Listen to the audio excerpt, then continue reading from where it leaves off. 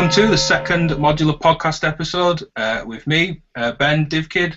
We've got Matthew Shaw and Greg Gibbons, the core trio of the podcast on board. First up, apologies to anyone that I told that James Siegler was going to be on the podcast. We've had a bit of a scheduling conflict, so he can't make today's show, but he will be on future shows with us on various different topics.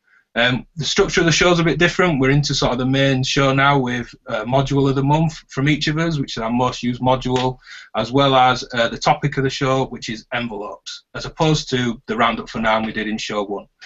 So let's introduce everyone. Greg. How you doing, Ben? How you doing, Matthew? Hi there. So what have you been up to lately, Greg? Anything of note with the modular? You probably know there's some -1 case from my tower. Oh. I had a power supply, just went, plugged it in there just after the last podcast. There just pop, and power supply went. I have a new power supply though. I need to plumb this one in this month, and I'll be back to 3K. It's everyone's worst nightmare, isn't it? You know, when you just plug that switch. It's my oldest case, and it's had a few knocks. So, yeah. So what's the new power supply, the upgraded one that you've got? It's a new Dover one. I think it's the Power Supply 3, is it? The newer Dover one. And is that added power compared to the last one, or just a replacement? Yeah, I think it does. It's a little bit more expensive than the older Dover one. So. What do you get? Do you just get that, or do you get like the power cord and everything else? Or literally just this. That's all you get. You get that and a couple of spare fuses, and that's it. Screws. Right. So drop-in replacement for the previous Dover one. Screw it into the case, plug it into the boards. Yeah. Fairly easy. Cool. And Matthew? Yeah, I've just been having quite a bit of fun with the module I won, the grainy clampet. Yeah, jammy. You won a. Was rather jammy. Yeah, it's great. Yeah, I've been using it more as a modulation source as opposed to a sound source. Even though as a sound source, it's really, really excellent. It's just that you can get such a variety of odd little kind of frequencies popping around and at different timings. It's good to kind of put that out through as a modulation source. But that's what I'm doing at the moment. But the sound is really good too. So how do you go quite low down into LFO ranges, or? Yeah, definitely. Yeah, very kind of, you know, you can get really sort of stepped odd LFOs, and then I don't understand any of it at all at the moment. So I've just been kind of just twiddling around with it and just kind of listening to all the sort of different sort of the shaping of the waves that you can do.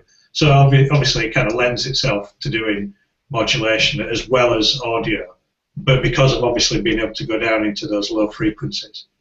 Oh, brilliant. So similar to like E355 from Synthesis Tech. Yeah, but different again. If you've already got one of those, it is definitely different. But yeah, I don't think they're actually. Well, I don't know what they're actually kind of marketing it as, but it can certainly do that kind of territory anyway. Yeah, interesting wave shapes at sort of audio ranges. Mm. Yeah. Cool. So a little bit of a new segment for us all. Rather than just pushing all the new hyped up stuff that's always getting lots of attention when it's coming out, a bit of a module of the month from everyone. I'll kick us off, and mine is the CP3 mixer from Manhattan Analog, which is now the DTM dual transistor mixer. I use it probably more than anything else. There's always at least two in my system. Really simple. 3-channel mixer, 3 inputs, and an output with an attenuator to either invert or just normal volume control. It's based on Moog's CP3 circuit, and it's just that saturation and clipping. It just sounds, well, great on anything. And clipping CV through it's really cool as well if you just want to square off the top of an LFO. All right.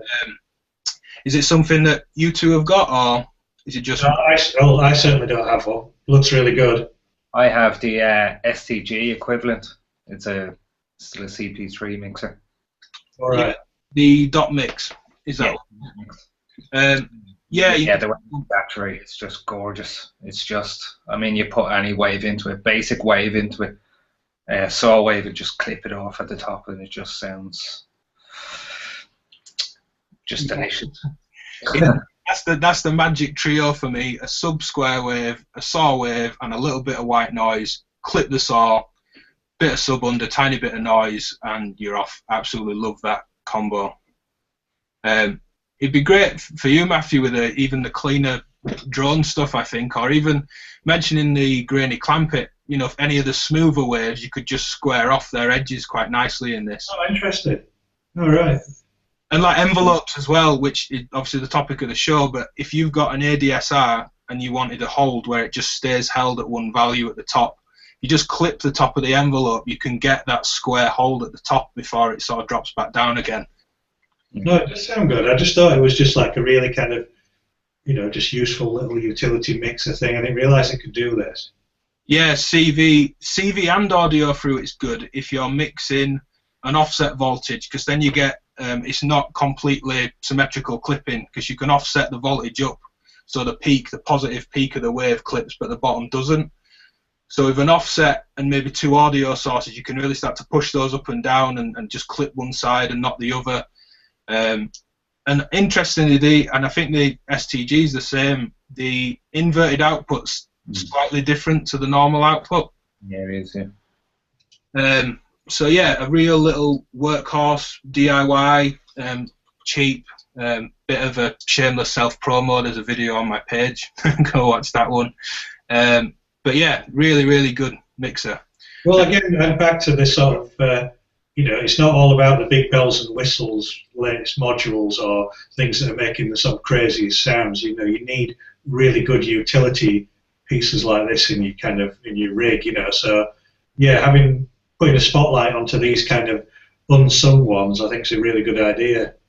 Yeah, well, I think a lot of people out there just think a mixer is a mixer, you know. Yeah, yeah. Just especially these small 3-input mixers. Everybody's just thinking, "Oh, right, it's a mixer. How good can it be?" Until you actually hear the thing, it's that analog clipping where, I mean, if you haven't heard one, it's just. It sounds gorgeous. Yeah, I think that's a good point. I think a lot of people do think, you know, just a mixer's a mixer. It's just this small device that sits in the corner of your rack and sort of doesn't do anything. Yeah, but I mean, if you think of if you've got a couple of bits going on, let's say a sort of standard techno patch, if you like, that could be 3 oscillator waves before you hit a filter for the voice.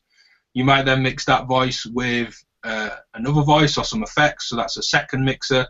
You're definitely going to need a mixer if you've got some drums going, and then you need something at the output to bring all that out, unless you're stemming multiple outs into an external mixer or a sound card.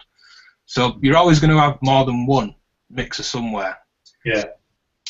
So one of them should definitely be one of these, so you can colour loads of stuff with it, Yeah. CD as well as audio. What about you, Greg? What's your sort of most used module this month? The most used, I think, at the moment is probably my 2 WMD compressors. Yeah. I got to them. My God. We talked about them last month. It was actually Tyler. I was talking to on Facebook. This is going back a long time ago when I picked up my first one of these. I was talking to Tyler from WMD on Facebook, and he was talking about getting 2 of them for stereo compression. And I went and bit the bullet, picked up one of them, fell in love with it immediately. I used one for parallel compression on my kick drums. Because you've got the wet-dry mix, you can mix your original kick drum in with the compressor. Keeps them at the low end, and I mean, kick drums just punch through the mix with it. I used to use it either for sidechain compression or just on a general 4:1 ratio to squash the mix a little bit. Yeah, that dry wet blend on the Mutant hot glue mixer for both the compressor and the saturator is my favourite bit of that mixer. Just touching everything with a bit of compression, or like you said, slamming it, but then bringing the mix back so you're retaining some low end. So looking at it, and again, I'll bring a picture up on the screen again. There's input and output saturation. Do they sound different? Yeah, they do. Yeah, the input saturation is getting into GABA type territory there, like when you really push it. But I use it kind of subtly. The input, the output saturation is what you would pretty much expect. It will boost until it starts clipping. Right, and is that pretty soft, or is it quite a hard clip? Well, there's soft and hard clipping on it. If you look at it, there's a switch for soft and hard. Right, cool. For stereo as well, do they link? Is there an Yeah, expander out? there's a link at the back of them. You can link a small cable. Right. Them together. Yeah, nice. I mean, I've used. I didn't think I would, but I've used the hot glue a lot, just for compression. I've been running all sorts through it, even if it's just a single channel I'm recording. So definitely appeals. Is it based? I don't know if any of you have seen. Is it based on the same chips as the other compressors available, such as the L1? And I think someone said the new Jelly Squasher from IntelliGel. Yeah, I think they are. I'm trying to remember who said that. I think you were in the same conversation as me. On was it Kane Creek? Is that the guy's name? Yeah, it could be. On Twitter recently, and it was him kind of pointed it out to both of us, Ben. Yeah, we all share the same chip. Yes. Pretty much every Euro compressor, apart from the audio damage one, because it's DSP, all share the same chip. Yeah, the audio damage one's great. You get some really hard transients through that if you want, but no saturation. Although that is stereo. Yeah. And 6 HP. So if you're space conscious, that's one to check out for people. What about you, Matthew? What have you been using most this month? This month, it's got to be the smooth step generator, the random source version. Just amazing. As with most Surge things, it can do a variety of. Well, it can do many things, but I just really love this module. I just find it at the moment that it's kind of being the core of patches that I'm working on. I mean, it can just. Just to start, it's a slew. It can be a triangle oscillator. It can be a square oscillator. It can be a sample and hold, track and hold. You've got the coupler, which is like is a comparator. And I think what makes this one slightly different, I think, from the original is it's got this addition of the hot, which is a bipolar coupler, whereas the conventional coupler is unipolar, I think. Then obviously you've got to send them into cycle, then you've just got fantastic sample and hold, and then you can just send clocks out from it. It's just such a great module, really is. You see why it always tends to get recommended as the heart of the Surge system if you were putting one together, just because it can just do such a wide variety of things. Yeah, so I've got the image up now for my own benefit as well as everyone else. I'm looking at the hot and the coupler output. Yeah. One's bipolar, the hot output's bipolar. Yeah. What's the actual output? Is it the sample and hold output that's bipolar, or a slewed output that's bipolar? Good question. I've just had to think that off the top of my head which exactly one. I think it is. I think the coupler basically looks at both sides, I think, and then gives a clock from each one, I think. I did have the notes up somewhere about that. So is it? Yeah, that's it. It's a comparator. It's looking at both sides, as it were, and then giving the signal from that. So is it just a gate output that when one side's high, the other that's active, that sort of thing? Yeah. Right. That's what I've been getting from it. So it was just so good. Again, having it at the heart of a kind of a patch of because it can give you the clocks, it can give you obviously the CV from there, slewed or otherwise. I really enjoyed playing around with the kind of the rate when you get on the sample and hold section of it, and just having a really kind of a small value and getting these really kind of tight staircase patterns from that, which have been really interesting. Just really love it. Just really, it is way more than maybe just it's just a sample and hold. It's not. It can just do so much more than. I've got various sample and hold modules in the sort of system, but it definitely brings something unique to it. Yeah, it's interesting. The Rampage from Bafako has a when B is higher than A output, either from the input to the channels or the envelopes themselves, the function generators. And that's been really fun, playing around with that. So similar. Yeah, there's little simple things like that that just have this, like I guess it's like a form of logic, isn't it? That you just have this, you can just do so much with a patch with that when it's just kind of comparing two values and then making a decision on which one. Do you know if this is similar to the Sport modulator from Top of Brillo? I don't. It's one of those mysterious modules I've always wanted to kind of get my hands on. Is the Sport modulator? It just never seems to be around, Well, that's why I'm asking. I don't actually know what it does. Yeah. I remember getting into Modular and everyone saying, if you find one of those, get a Sport modulator. And me too. I've tried on a number of occasions to get one, just to have a go with it. But because I think, again, don't quote me on it, but it's meant to be based on a Surge module, so... yeah. Cool. Well, there's plenty in there for people to dig at. It's like when I was thinking I thought, if I pick this, there's so many avenues of it that you can kind of explore. But yeah, I've been using it for all of them really. Even filtering, low pass filter as well, which I didn't really mention, a low pass gate. All right, yeah. Well, for people that don't know, a slew is essentially a low pass filter. Yeah. A low pass filter, if you imagine a saw wave or a square going in, as you bring the cutoff down, if you're looking on an oscilloscope, it gets more sine-like, more edges. That's what a slew's doing at a lower rate, and some of them will work right up at audio as well as sub-audio. A really low square LFO you can round off into a nice bend sort of sine wave shape. So that's a good tip for audio and CV. So that takes us on to this month's topic of envelopes. Greg, do you want to kick us off? Favourite envelope? Okay, my favourite envelope is probably the same as yours, Ben. The WMD multi-mode envelope with the expander. Yeah, I'll pull an image of that one up.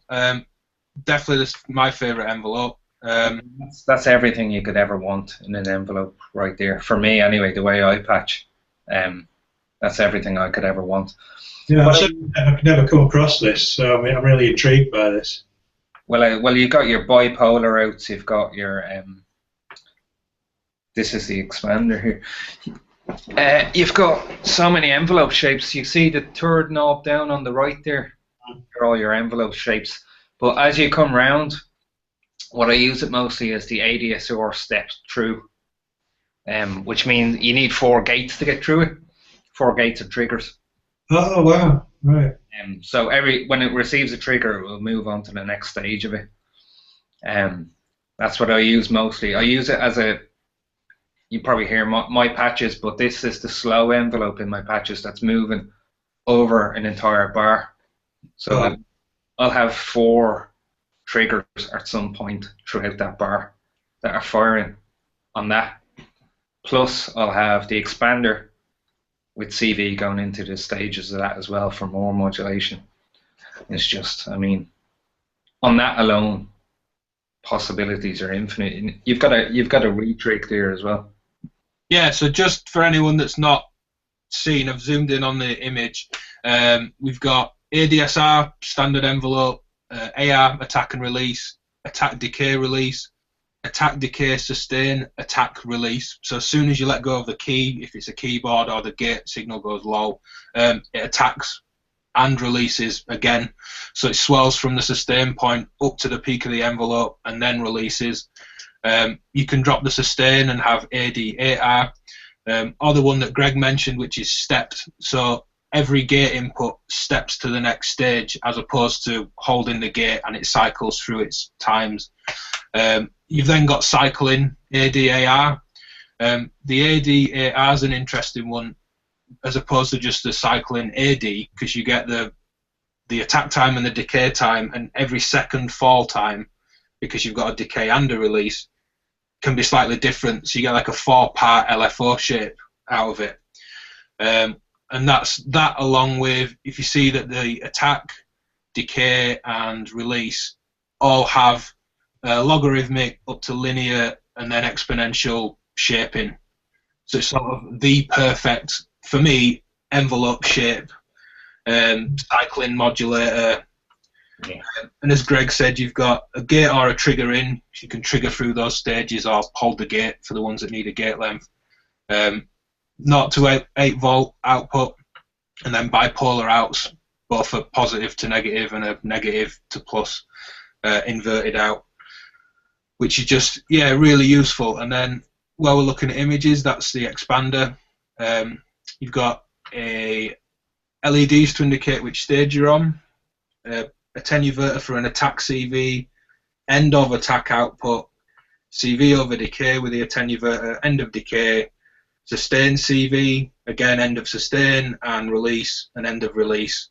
You've also got, and this is my favourite one I think, the ADR timescale, which will CV all of the stages envelope times.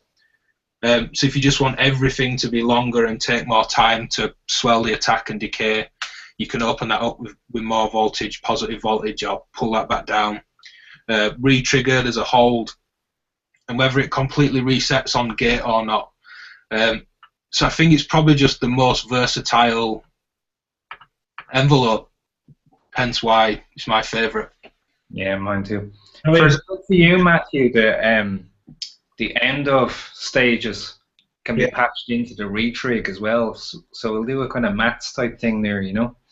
Yeah, I mean, I'm just looking at that, just in the stages. To really have thought of every single stage of the envelope cycle, you know, where you can actually control each of that is really quite unique, really. You're looking bright-eyed and bushy-tailed like you're going to go buy one, Matthew. Yeah. Yeah, well, I'm just looking at the possibilities of it. Certainly that triggering that Greg was mentioning, though, of each of the actual stages. That's true. Yeah, that's pretty special, is that? Yeah, and with that step, it can be an ADSR or again an ADSAR. So you get another attack and fall again on the end. Yeah, it just looks so powerful. It's probably worth mentioning as well, on the WMD YouTube page, William goes really in depth onto this, as he does with all his modules. But there's like a 20-minute video of this where William just goes through everything that this module can do. It doesn't need to be that length for that kind of envelope. It's got everything, you know. It's brilliant. Greg's spot on with that. It's a really good video. Breaks everything down, every stage, what everything does. It doesn't annoy me at all, and I can see the sense of it. The only annoyance or grievance anyone seems to have with this is the faster attack and decay and release times are to the right instead of the left. Yeah. They're the opposite to probably every other envelope you're going to see. I thought mine was broken at first until I looked at that. I went and read the manual. Okay, that's normal. Yeah, so a really fast attack and decay is both knobs set to the right instead of the left. Yeah. Which is kind of strange, but the reasoning on that is that for something to be higher in frequency or faster in time, such as the coarse tune or the tuning of an oscillator, you turn it to the right and it gets faster. So that was William's logic of, well, everything else is faster to the right, so why wouldn't the envelope be faster to the right as well? Yeah.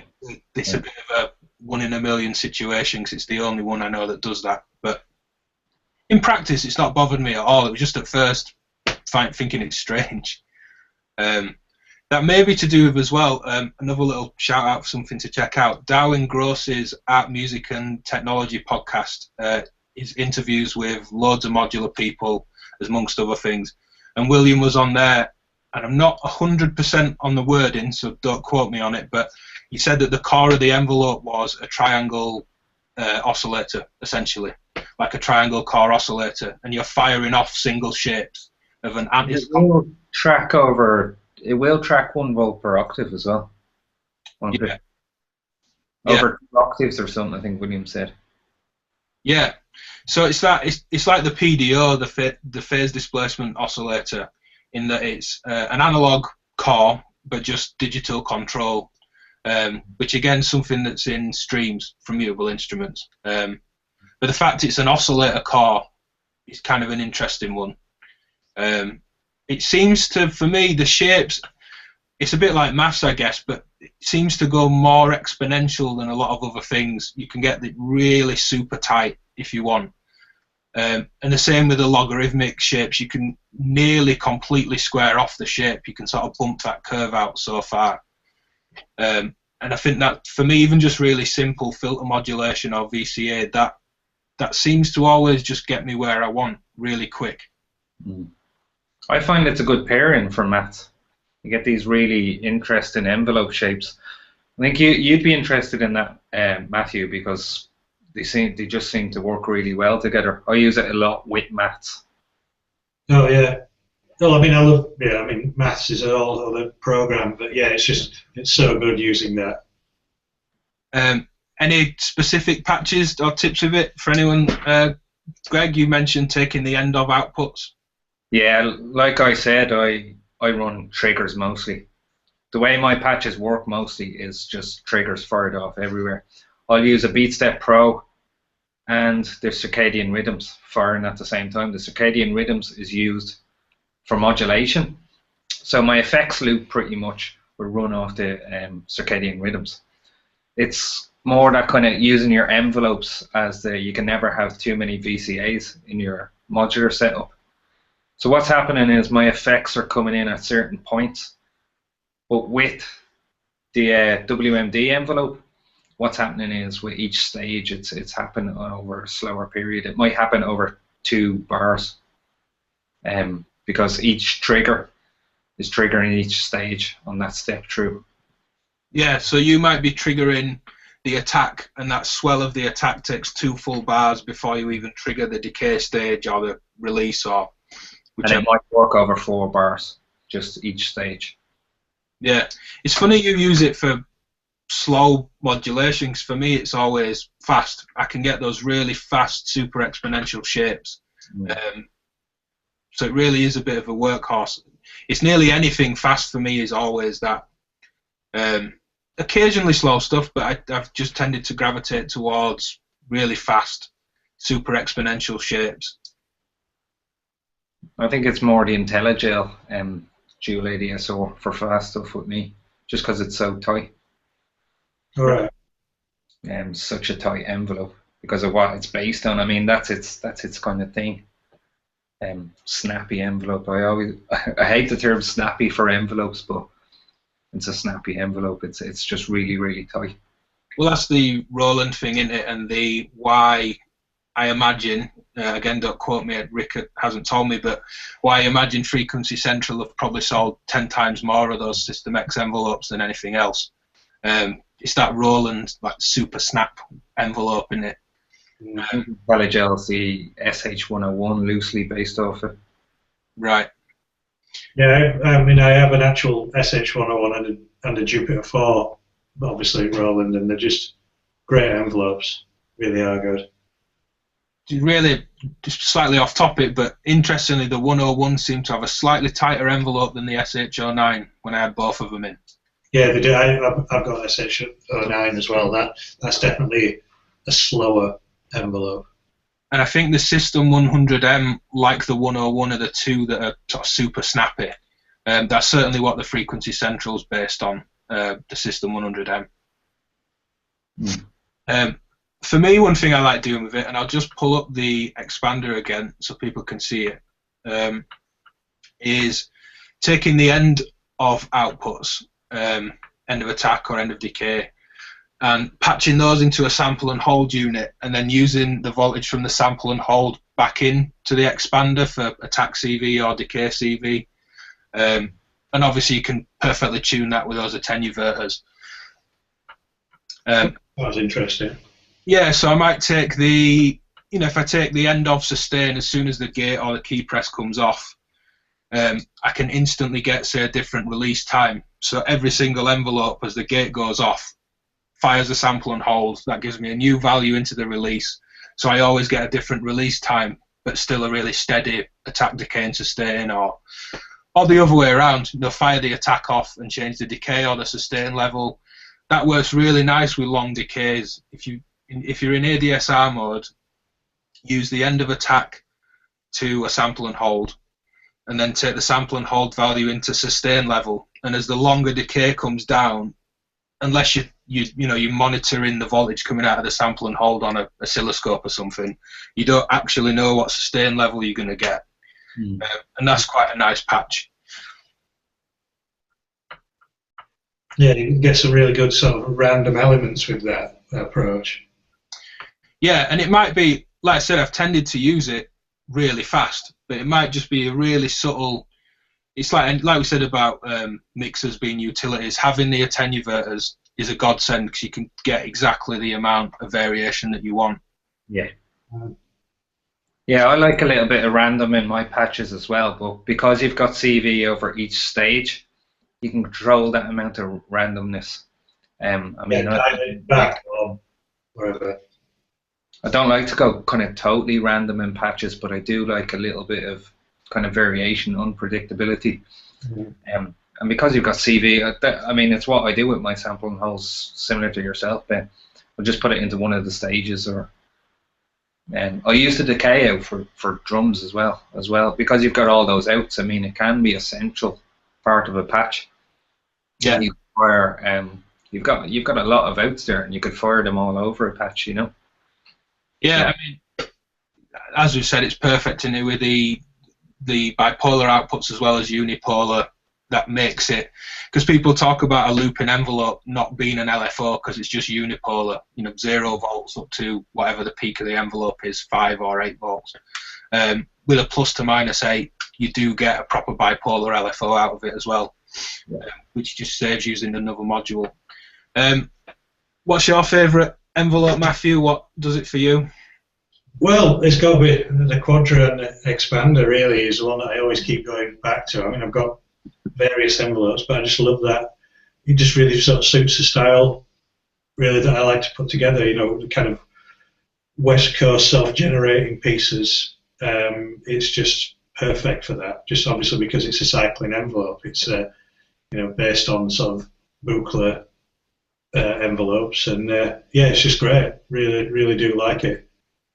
I'll pull an image of that one up for anyone that wants to check that out. So the whole thing is with the expander. The expander is crucial to that envelope. Right. Okay. So looking at the envelope itself, it's just 4 ADs.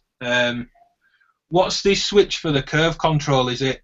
It looks like logarithmic attack exponential. Yeah, that's right. And then you've got your cycling right at the end. Yep. Right. Okay. Will it do? It looks like on that second switch down, it'll do a ASD or ASR, like it'll. Yeah, you can do. I mean, that's something I don't particularly use it for, but yeah, you can do all sorts of other things with when it's coupled with the expander. Right. I pull an image of the expander. Like quadrature stuff. So, out of curiosity, because I get asked this when reviewing modules, is the expander crucial? Do I need it? I mean, the answer no, but you don't really need it. But if you're going to be doing things like say, auto composition, self-generating patches, it's pretty essential, really. Just from one of the patch diagrams I'll show you in a moment. Yeah. It's because you've got on each one you've got the attack and decay time are CVable there, and then you've got like the end of cycle on each one out. So obviously they're then good for, similar to what Greg were talking about, sending to different points within a patch, as triggers. Yeah. So a couple of bits, because I don't have one of these, so personal interest. What's the linking of the 1 and 2 envelope and the 3 and 4? Yeah, that's to put them into the quadrature mode again, which is something I don't particularly use. I just use mine as a random function sort of generator, really. So that's not my kind of forte, really. Okay. I mean, it looks like, unless it's just how the diagram's been done, the attack stage of the second envelope fires at the end of the first one. as I'm looking at the dotted envelope overlapping the line envelope where it says quad 1+2. I wonder if that's a pre-wiring of the end of cycle or end of attack. What about the thing in the logic outputs that we were talking about earlier? There's an OR 1+2 and an OR 3 and 4. Do you use those much? Yeah, again, in the particular patch that I'll sort of show up, I can use that particular output to send to as a different gate. Just to trigger a different event, maybe a filter or something like that. But it's just this combination of it. Again, it's based on a booklet design. It's not like it's certainly not as super advanced as the WMD one that you're talking about. But it's just the simplicity of it that I really like. It's just really useful, particularly in this sort of cycling mode. I mean, obviously you can have the patch that I've got here. That's going to that will form the central clock of the entire patch. I mean, of course you can put an external clock into it and have it the kind of randomness, but from an actual clock, master clock in there. But I was just using this as just to kind of show people that as well as it being an envelope, it can be also the central clock of a patch. So it can be, it's commanding everything really.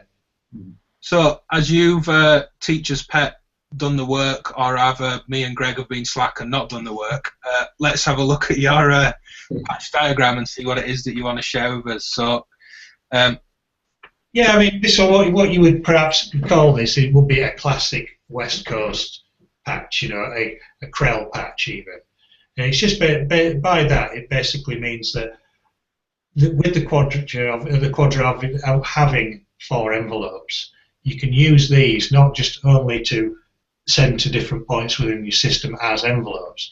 You can use each one of the envelopes to modulate each other. So in this patch, you've got the first envelope that's at the top on number 1 is going straight out to the Optimix to open and close the VCA, just like in a general patch that you would use an envelope for.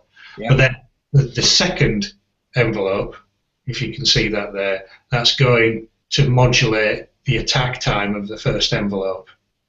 And then the third envelope is going out to modulate the decay of the envelope.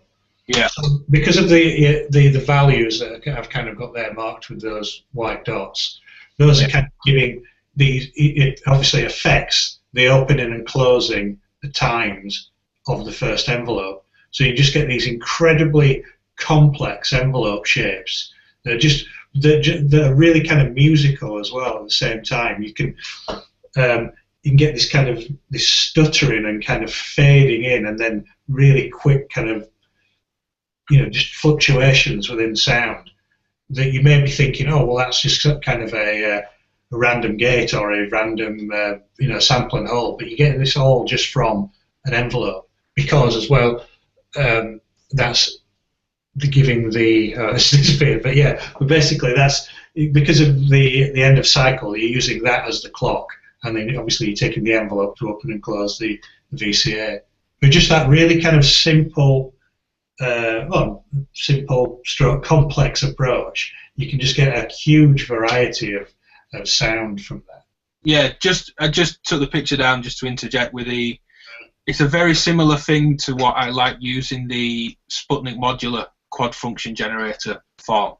I mean, another completely, nods its cap to Buchler. It's just such a really, and again, this is when people start to talk about East and West Coast synthesis. I mean, of course, you do whatever you want, but it's just like they were very different in that stage. It's basically the envelopes, I think, are the real ones that kind of mark them out. Yeah. With the Sputnik, as well as modulating the times of other envelopes in the same unit, I like triggering certain envelopes. So like you, I might take the first envelope as my actual modulation source for a VCA or a filter. Yeah.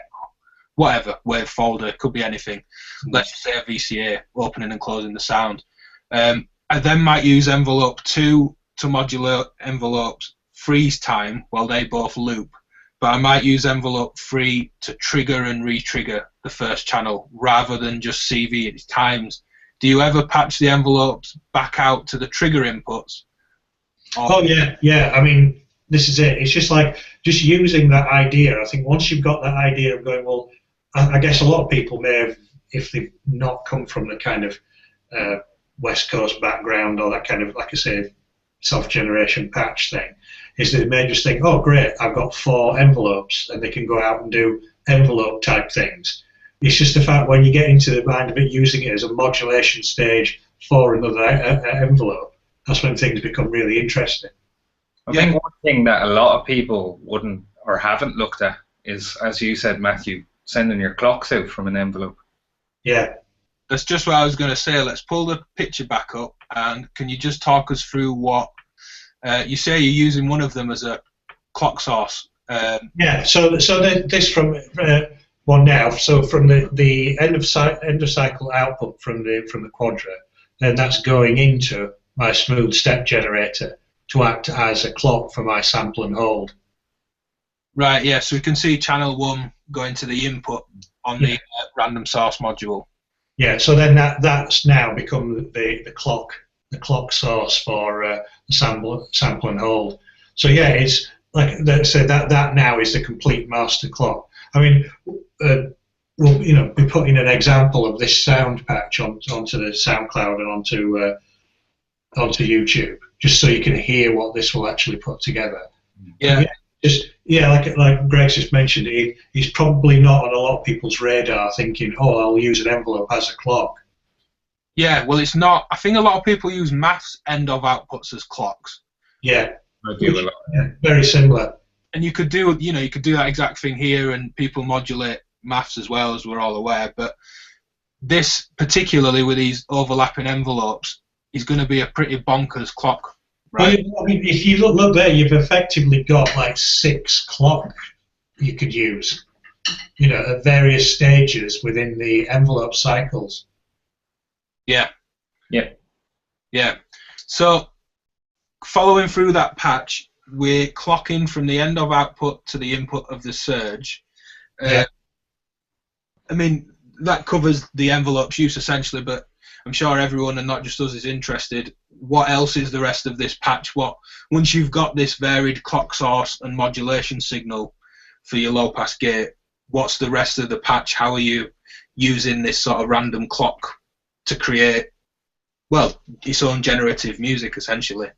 Yeah. So because we've got this varied envelope, varying envelope time from the first envelope, that's giving us the shorter stuttering and then the elongated sound. So that's kind of using all of that. Then we're taking that clock out into the sample and hold.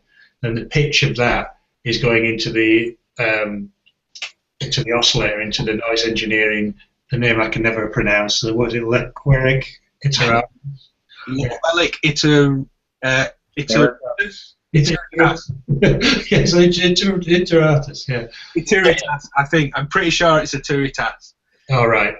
Well, that one anyway. It's going in. It's going in there. So so we're using the pitch from that. So obviously, every time the sample and hold reaches a pitch, it goes out from there. And then it's also what we're using as well. I'm just using the 4th envelope, which isn't actually used for modulation of any of the other envelopes.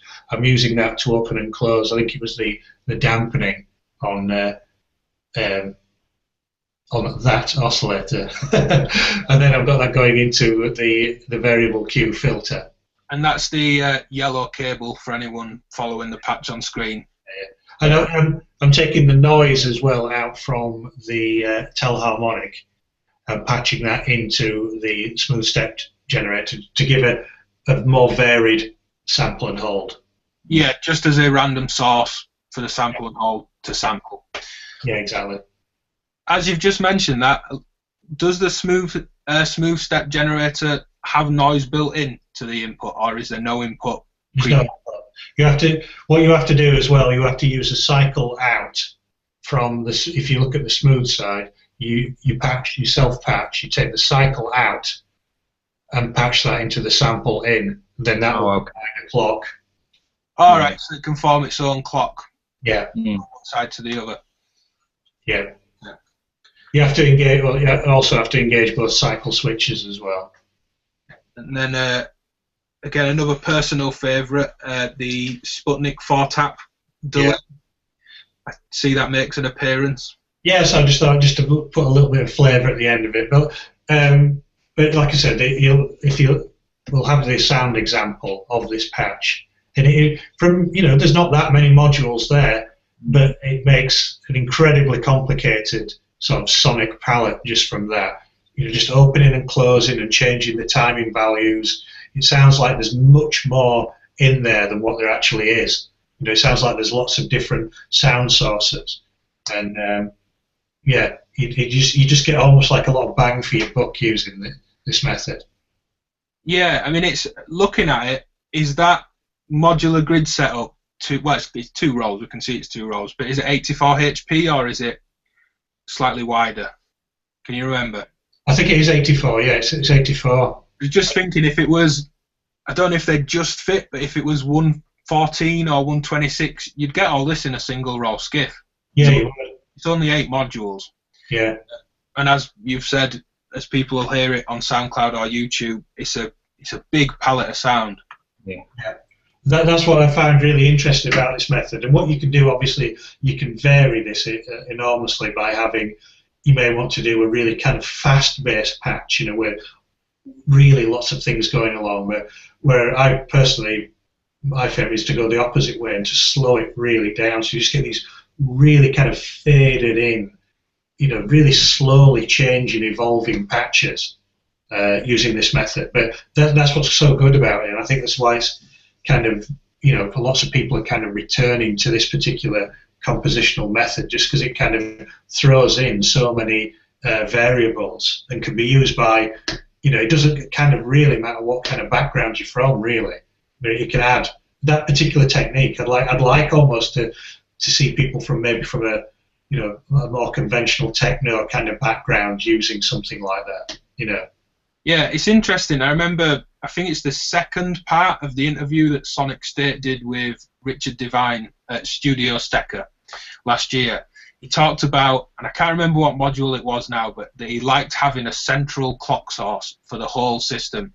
So it could rag the tempo right down and it would affect everything, or bring it right up. He just had one thing. And that's exactly what the Quadra's doing, isn't it? If you were to shorten all of those envelopes, you'd just be getting these erratic, sort of giving your speaker a real kick-in burst of sounds. But if you just, that's a really good point, because I mean, obviously, as you well know, there's lots of different clock sources modules out there. So people could really get into the mindset of thinking, all right, well, I need to get a clock.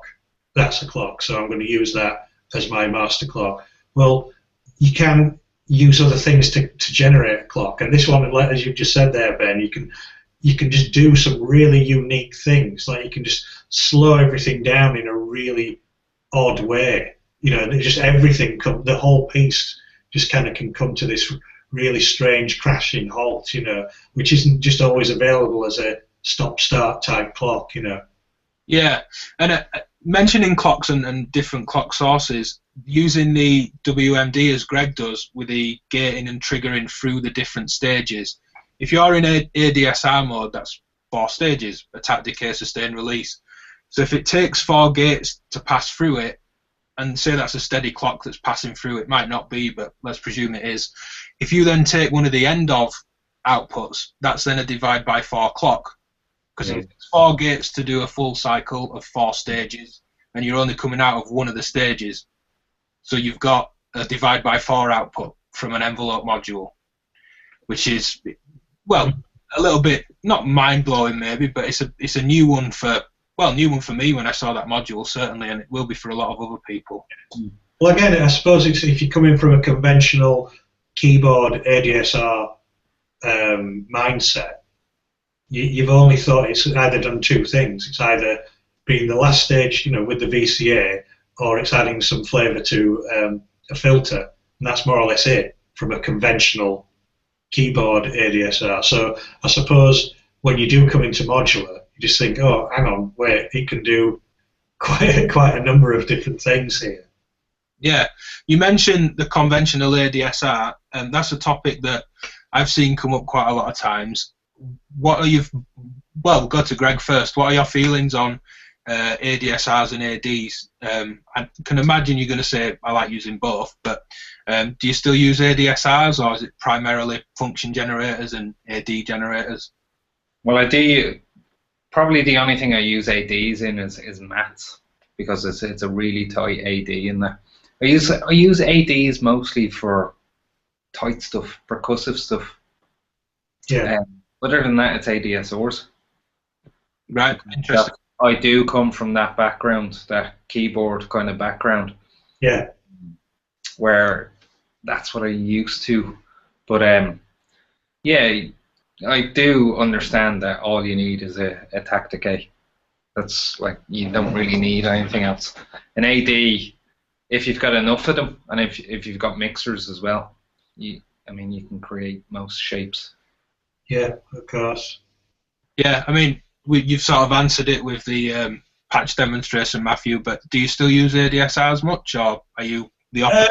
Occasionally. I mean, again, it all depends on the kind of thing I'm trying to achieve, but it's not. I certainly don't see it as a one is good, one is bad. You know, or why are you still using this, or it's just, you know. It's up to you how you want to trigger something, you know. So, but I do find personally, I just, you know, as we're saying, this is meant to be our favourite envelope section. The Quadra is my go-to envelope. Just I don't ever find I'm lacking, you know, in a sound creation perspective. When I go to that, it seems to answer all my needs, as it were. I think for me, and I'm definitely the same as Greg, I come from soft synths and, you know, mono synths, keyboards. I very much came into it from an ADSR background.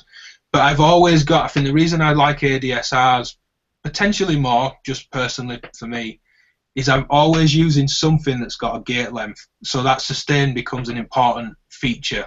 Yeah. I'm not just triggering it. If I was just triggering it, the sustain's irrelevant because there's no sustain on a trigger to do anything. So my envelope time is sort of predetermined from a MIDI sequence or a keyboard, or say the sequencer one from Audio Damage, where every step's got a gate length, and that can be my definite.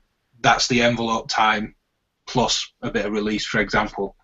But as Greg said, for ADs, if say patching a kick drum, you only need a decay. You don't even need the attack. And I think maths function generators, especially ones that have shape control. The WMD envelope, for example, has got all the shape control for that. Maths, a function, Rampage, any of the others. If you can get 2 or 3 envelopes out of that, you can make some real decent percussion, kick drums especially, if you've got that super exponential shape. Yeah, I mean, that's it. I mean, it's not one or the other at all, you know, and it's just, yeah, I mean, you know, there isn't one hasn't superseded the other. It's just, you know, use whichever you like, really. You know, you can more or less still achieve the same. I mean, like I say, I think the main thing is really, it's more the fact that the Quadra for me is a cycling envelope. It's almost, I don't really care what its envelope is. It's the fact that it's its ability to be able to cycle is the main reason.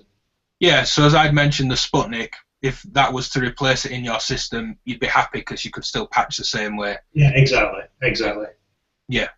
I mean, a little thing I like doing a lot of that, I did a lot in software and then didn't do it in Modular for maybe a year before I realised I wasn't doing it. In, say, a normal, let's say, techno bass line, house music bass line, any sort of fat subtractive bass, you've usually got, as you said, Matthew, one envelope for the final volume through a VCA and maybe another for a filter. Maybe it's the same envelope shared across both. I really like having a third to the pitch in a similar way that you would making a kick drum, to always have a little bit of really tight exponential decay, and it almost gives me sort of compressor-like control over the note, because you can just add through the, say, FM input of an oscillator a little bit of this tight decay just to get a bit of click on the front of the note, and it's similar to having a really fast attack on an aggressive compressor. I can't remember the muffs thread, but someone had said, I need a compressor to tame my patch. You know, they weren't getting the sort of bass sound they wanted, for example, and someone said, well, you've made everything from every single stage out of separate modules. Go and tweak the modules rather than compress it. 'Cause if the envelope shape's not right, you don't need the compressor. Tweak the envelope. And I feel like having one to the pitch to get a bit of click and punch out of the oscillator, and then another for a filter and another for a VCA, just gives me enough control for whatever sort of bass sound or lead or bit of percussion. I feel like three's the magic number for me. It just gives me enough out of everything. I don't know if you've heard it as well, Ben. It's like a lot of people complain about VCA click, and a lot of that is just roding off your attack. Yeah. I mean, there's kind of people complain about it, but if you just rode off your attack a little bit, you're going to get rid of that VCA click. Yeah, I mean, when a lot of people come from a recording and DAW background, you're always told when you're editing audio not to cut audio at a non-zero crossing point. Or if you do, you need to add some crossfade, because we perceive that cut in the audio as a click. And that's what's happening with the VCA, isn't it? If the wave that's going into it, say straight from an oscillator, isn't at its 0 point, say you're at the peak of the sine wave or the trough, it's going to click. You're opening it instantly and it's going to click. It just needs that tiny little bit of attack time adding, and you're fine. I've never had an issue with anything clicking. When you switch between the WMD again, when you switch between that reset on gate, between the on and off, you can kind of hear that a lot. Yeah, because you can be right at the down to 0. Yeah, as it cuts back down to 0 straight away. That switch is really useful for that. One thing I was going to ask was, thinking of it just before we came in, does anyone ever use an envelope to pulse width modulation on a square? I have done, yeah. Yeah, it's something I have done before. It's just something I was thinking on the way, because it's usually an LFO, and it's typical sort of fat PWM. It sounds like a big chorus rich square wave. Just a curious one. A couple of bits to shout out about envelopes. A few people have been on Facebook, which is facebook.com/modular synth talk, or type in modular podcast and you find it. Links are in the description as well. We were asking people for their sort of favourite things and what they like to do, and a few people got in touch for bits of topic of conversation. Mark Schern, apologies if I've spelt that wrong, or said that wrong, mentioned that Krell patches are envelopes CVing each other. You mentioned your patch was a Krell patch, Matthew. Have you got any bit of history there to it, or? Anything? Yeah, I mean, Krell patch. The name comes from the Krell, as it were, from the Forbidden Planet movie. Louis and Bibi Baron soundtrack, absolutely fantastic. If you've not heard it, it's a must. It's just got these fantastic kind of organic, random elements to it. Even though, I mean, that was obviously originally done on tape loops and all sorts of other kind of, sine wave generators, etc. I think it's Todd Barton who did all the came up, I think, with the Krell patch idea on his booklet and stuff. But yeah, exactly. It's cycling envelopes, modulating each other in a nutshell. So the original Krell wasn't the Krell patch that we know; it was tape. No. I mean, the name is taken from the movie. Yeah, the Krell is this. It was this big supercomputer thing. I think. Right. Okay. I mean, Ken Flux302 said that looping envelopes and retriggering envelopes as LFOs is one of his favourite things.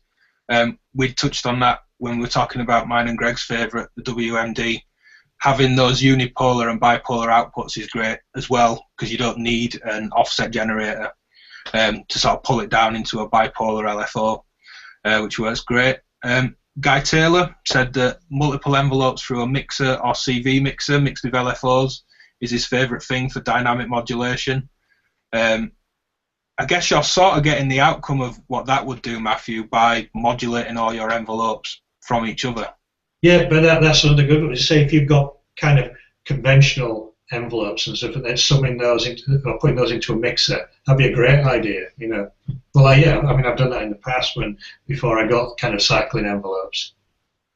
Doing that with my favourite module of the month from earlier, the Manhattan Analog CP3 or DTM mixer, is great, because if you just attenuate all the inputs, say from 3 envelopes, so that they don't clip, but when they all reach their peak at the same time, they do, is great. Just getting a real hard squaring off of that.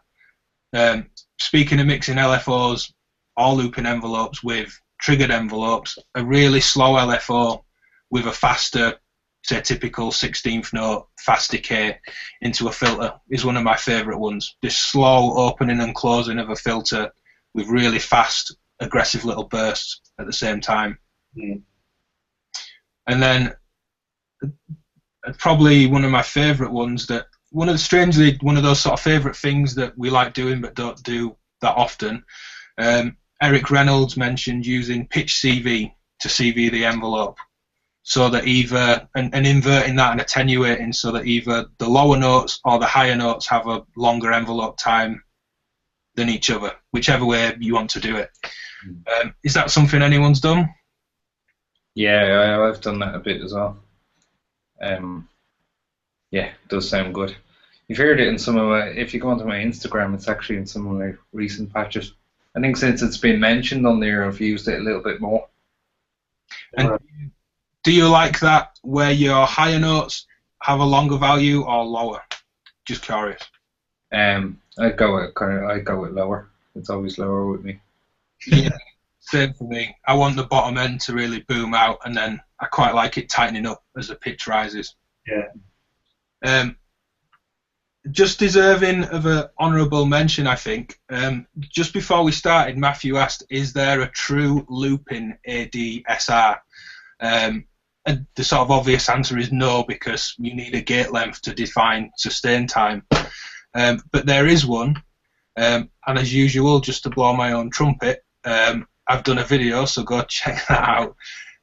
The Erica Simms Black Series HADSR envelope has a full ADSR mode that will loop. I believe it's the only one, and it works by the ADSR loops and the hold time is taken away, so it's not a 5-stage envelope anymore, it's 4, and the hold time becomes a sustain time.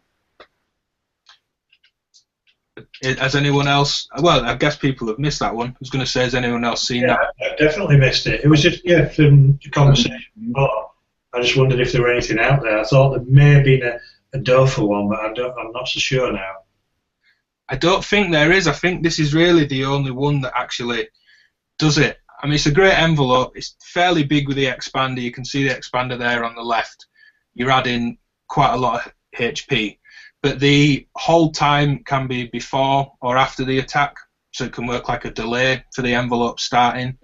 And you get a full 4-stage loop from the ADSR, which is great for more sort of unique looping LFO shapes. And then obviously all the tricks we've talked about with CV in the different stages as well. And it's also got an inverted output. So I thought that deserved a bit of a sort of honourable mention, really. Yeah. They've also got, and it must be how Gertz from Erica Simms' mind works, their black LFO has an envelope shape in it as well. It's a predefined shape. It's very different to a triangle or a saw or a square. Sort of more unique and different modulation. I've got a black LFO. It's a nice envelope shape on it. Does the what's the ModCam one?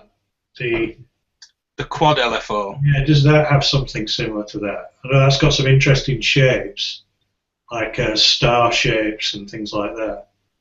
Yeah, there's some stair-step shapes, and I don't know if it's got an envelope shape, or if it's got. Again, let me pull an image up. I remember seeing the prototype in the flesh ages ago. Oh, where did you see that? It was at Moog Audio in Canada. They had like one in there. And I knew you got some kind of So yeah, it's a shame we don't. I mean, maybe it's in the manual and something for anyone that's interested to go look at. Just when you mentioned it, then I thought, does that one have it? But I'm not so sure now. Sine saw, I guess R saw, reverse saw is just a ramp. Rise, expo, some sort of exponential rise maybe. Circle, slope, pulse, stair, up, down, random cosine, I guess. The RCOS. No idea what tab is. Pattern. So, yeah, that definitely looks like one for a more unique. Those pretty deep though. Yeah, and having 4 of them. And then you've got 4, yeah. Yeah. Yeah. But it's one of those, great when you master it, but it might take me a while, I guess. Just figuring out, being really on top of which one you're looking at. Yeah. Just as a sort of final thought, another one as we sort of came into record this today. Does anyone have any experience with those sort of single knob envelope shapes, like on streams from mutable instruments, where one knob takes you from no attack, it increases the decay time, sort of peaks in the middle, and then the attack time increases to the right? Don't know if either of you've used anything like that. Yeah, well, like with elements as well, that has a similar thing, doesn't it? Yeah, for the shape of its exciter signal, yeah. Yeah, it's definitely a new one for me. It's kind of getting my head around that, but it's, yeah. I just came to mind because thinking, we're about to film a show on envelopes, and I'd seen a couple of people sort of unhappy with that, sort of moaning online about it. And it's fair that I wouldn't want it as my only envelope, but I just find it really quick to work with. Yeah, I was going to say, what's the negative comments about that? What, not flexible enough, or? Yeah, just that people can't tune in the shape that they want, which is, it's not a full envelope, is it? So no. Neither can I. I wouldn't go to it for a specific shape, and if it was my only, because that's an analog filter and a VCA, if that was the sort of back end of my voice and I didn't have an envelope, I probably couldn't get what I wanted all the time. But I think it's worth a mention that amongst other envelopes, I really like that. Just having a single knob, tune in your attack and decay time, sort of no messing around, stops me thinking about it, just sort of get the job done. I think I'd like to have an oscilloscope if I had something like that, just to see exactly what's going on with it. See what that shape really is. But yeah, I think what you've just said, Ben, is quite, even though it may be limited from a certain perspective, the fact that you've just got one knob to do that, especially if it's kind of CVable as well, you can just, it seems like quite a good idea. It's not CVable. It isn't. No, but that's, streams is 2 analog filters, 2 analog VCAs, and then a load of clever digital control over the top of it. Compressors, envelope followers, harmonic followers, which sort of follows pitch content as opposed to amplitude. Low pass gate emulation. Well, thinking of low pass gates, this is another thing I forgot to sort of put in the show notes. Does any of you patch an offset into a low pass gate and then create an envelope from that at any point? No, I haven't. Because if you imagine that if you just put a 5-volt offset into, say, the Optomix that we've seen in your patch, Matthew, or in a low pass gate, and you hit the strike input, if it has a strike input, like make noise, it's just going to give you the decay, the voltage of the decaying voltage of the low pass gate as an envelope. So if you find you've got the sort of golden one that you really like, because there's variation in Vactrals, and some people like certain modules and then don't like someone else's of the same. Yeah. I find that as a nice patch to do. Especially with my Optomix is one quite long channel and one quite short as it happens. And there's just a really nice curve on the long one. So that's a nice patch for anyone wanting to create these Vactral shapes, as it were. Yeah. To use elsewhere, because you can then patch that back into anything, as we've discussed, wave folders, filters, pitch, anything. Yeah, just back to what you were just saying there about the mutable instruments. So I actually do quite like that the envelope on the elements. Just the fact that Yeah, and I don't see it as, obviously it's not like the final stage one, but just what it adds to the actual shape and the immediacy. I think it's just there. It's in the module. It's straight to your hands, and you can just get that control immediately. And then obviously use other envelopes for different stages. It's just I think it is just the quickness. One turn and you're there. Yeah, just an added bonus sort of thing, isn't it? It's actually quite fast for patching. Anything else to add from envelopes for anyone before we wrap up? Not really. I think like myself and yourself, Ben, have been procrastinating. I think we'll have to put up patches as well. Matthew showed us up. Yeah. I think we'll. I'm just working on one this week, and you fall into these things, and you just think, oh, hang on a minute, this will actually be a good example. So I just did it while I had the chance, as it were. But if I think I'd have tried to plan it, I don't think it would have gone as well. Well, my general patches are like the one where you're just putting LFOs and envelopes into mixers. Mine's that, but over time with gates and triggers firing them off at different points within the patch. So you get them crossing at certain points, others they don't, so. Yeah, I suppose there is, before I kind of got into the cycling ones, I was a really big, in fact I still have quite a few of them, of the Wolfer A140s. Just the fact that they've got this, the time switch on them, you got 3 time stages, obviously like super, super short and middle ground and then extremely long. And they're great, and they're cheap as well. So anyone kind of looking for an entry level, they're superb. And again, like I know Greg doesn't like the term snappy, but they're just almost, they get to the point where it's invisible effectively. It's so tight and small. They're really good. Really, for anyone who's kind of just wanting another envelope, they're really, can't recommend those highly enough, really. Well, those range switches are really useful, because I think without naming names, we've probably all had a module where there's a sort of sweet spot on a knob turn, and it's a very specific sweet spot that's quite hard to dial in. Having range switches just gives you more of a potential sweet spot, I think. Yeah. A range of short sounds, a range of medium, and a range of long, rather than, say, the attack time going from a millisecond to 5 seconds. Just being able to get that range sort of homed in with that switch. I've got that on the Quad ADSR, which I don't think is quite as snappy as the standard A140, but it certainly goes short enough for a lot of percussion. Yeah. And it's easy. I think it goes super long as well. Again, for using kind of evolving drone type things, it's just, you can just kind of trigger it and then forget about it. It just fades its way in really well. I mean, I use them a lot. I mean, if you can see, they've got Roland System 100 here. The envelopes on that are really kind of quite slack, really. I love them because they sound like a kind of a low-pass gate almost built in. But when I want it to be quicker and more percussive, I just use the Dover A140s with it. Yeah. Okay, cool. Well, I think that about wraps us up for the second show. The third show, sort of mid to late April, will be on Superbooth. We're going to Superbooth, me and Matthew. Matthew playing Glamorous Assistant with a camera. Me playing the bumbling Yorkshireman on screen for some interviews and content from Superbooth. So we'll have some new modules. Someone mentioned, is there going to be anything new at Superbooth or Music Messa, because it's all this stuff's been announced at NAMM.